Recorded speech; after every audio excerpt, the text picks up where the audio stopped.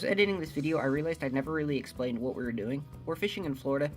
We're fishing in tannic water, so we picked a black and blue worm. It's a good color choice for that kind of water. What we're doing is we're fishing a Texas rig, so you've got your bullet weight. I like to use extra wide gap worm hooks. It's about a 3/0. And then the worm itself, it's just rig weedless. There's a lot of good videos on how to do that, so feel free to check those out. But what we're doing is we're casting that out, and then fishing within that first 10 feet or so of the shore for the most part, and just dragging that worm right across the bottom. Over my spring break from school, I had the chance to go down to Florida with my family. It's been a long time since I've been to Florida. I was a real little kid last time I was there, and I wasn't even really fishing at that point, so this was a great opportunity as an angler to go down and catch some new fish. A few of you guys know I'm a big species fisher. I love catching different species. I keep a list of all the fish I catch and all the different kinds. And so this was a really fun trip. We fished both freshwater and saltwater, and we just had an absolute blast. I really only filmed my freshwater fishing. It would be this day in particular. We did some largemouth bass fishing on a private body of water. And like I showed you, we were fishing with Texas rig worms. This was kind of the perfect day for a bank fisherman. It was just slightly windy. There was some scattered clouds, and it was actually quite warm, so a lot of the fish were up shallow. We were really fortunate. We were able to fish this lake shortly after spawn ended, so a lot of the fish were within those first 20 feet ashore. This is a really cool time of year. You see a bunch of fish up shallow. You occasionally see them guarding fry. It's just a very fun time of year. This is a time of year, though, I would encourage you guys to practice catch and release. A lot of these fish that are up shallow are actually guarding fry. So when you catch those fish, make sure you put them back so they can continue to guard the offspring. This helps you keep a healthy population of fish that can be sustained year after year. We have a problem in my town where people will see those fry and see the bass guarding them, and will catch those and then keep them. And while it's not necessarily a bad thing to keep bass, I actually do that quite a bit. But if you harvest them during certain times of year, it can be very detrimental to the population. You would be amazed how quickly some of the other fish can eat up the fry of these bass. So just be considerate when you're doing that. By no means am I telling you to not keep fish ever. There are obvious exceptions. There's times and places to keep fish always. So just keep that in mind, just a consideration. My uncle actually has fished this lake quite a few times, and he was able to give us some intel to tell us what to try to fish. And he said that the black and blue worm's one of the best colors to try here. As you guys will see, all of the fish in this video were caught on that lure. We actually did change around and try some different things, but the most consistent bite was the black and blue lures. This was a really memorable trip because this is one of these few times where my dad and I both caught a lot of fish. A lot of times when we fish, one of us or the other catches more fish than the other, but this was one of those trips where we caught so many fish that we just couldn't even keep track of them. And there were times we were even both reeling and fish at the same time, and we have a bunch of goofy pictures of us both holding up our fish right beside each other. As far as the gear goes on this trip, we both kept it pretty simple. We're both using 2-piece rods with some pretty cheap reels that we got. I think we're both spooled up with about 10-pound test line, monofilament. As you guys have probably caught on by now, I'm a monofilament guy. I really enjoy fishing with it. What I have that paired with is about a 7-foot rod. Unlike my usual bass fishing rod, it's not an extra heavy and it's not a heavy. This rod really feels much more like a medium. It has a lot of flex in it. It's a lot of fun. But you'll notice on some of my hook sets, I really kind of go to town on those hook sets. Because it is medium and it has so much flex, you really got to get that hook to set. I just want to point out you don't have to go to the crazy extremes in budget to be able to afford to bass fish. I think this whole setup cost me less than $40. So don't let budget be something that scares you from doing some fishing like this. We had a great day. We caught some really nice fish. And honestly, we did it pretty cheaply. I think my dad's setup he was using was $20.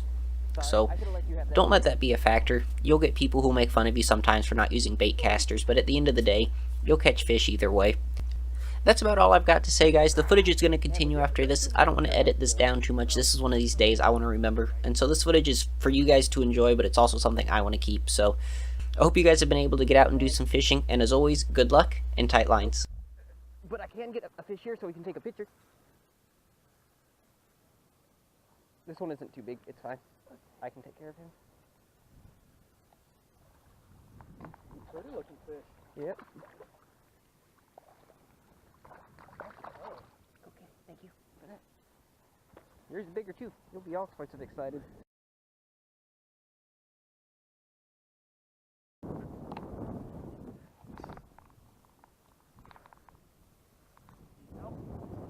I am not sure yet.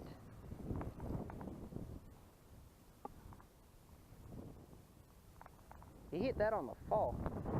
I'm afraid he might have gotten that hook way deeper than I wanted him to. Nope, he didn't.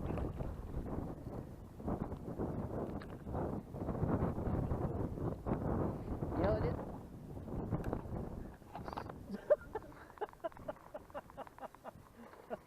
Okay. Saw my line start moving. It's like my rod just bounced. You know what I'm loving is when we're catching them together. Yeah. Mine are bigger.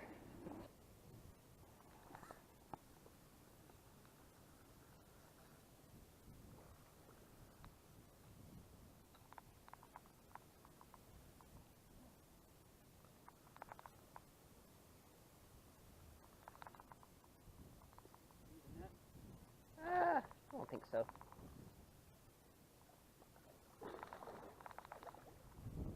Need to do the same. There you go. This one isn't so bad. You need me? Not yet, but eventually, most likely. Don't worry about it yet. You're fine. I've got a ways. Oh. Thought I'm really deep. No, he was up shallow. He went deep. That's where he decided he wanted to go. I might try netting this one on my own. See what happens. Just for practice sakes. He's a decent size. Mm-hmm. Well, he's not tiny. He's not huge.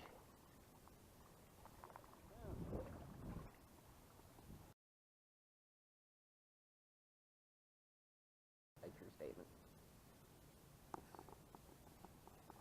Oh, buddy. That is a big fish. Oh, this is a big fish. And he is wrapped in something. There we go. Now he's out. He's not so big. He definitely was wrapped, though. Wow. You can just grab him. You can lip him. Or do that.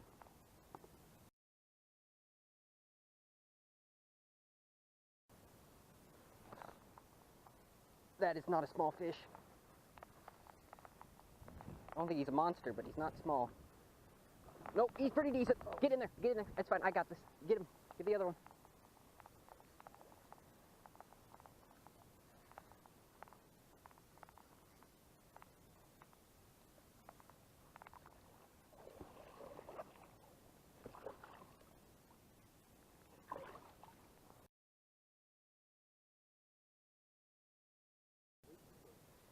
I'm okay with that.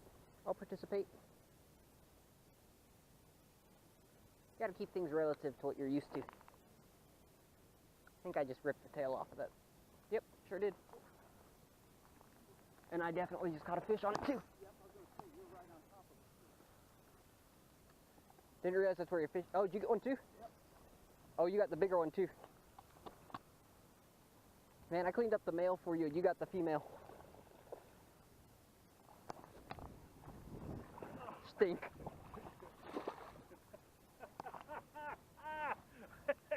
Here's your phone. Let me get that with both. We should have had both of them. That's awesome. You'd have to unhook that from the net. Man, I picked up the little male, and you got the female off of that one. Oh.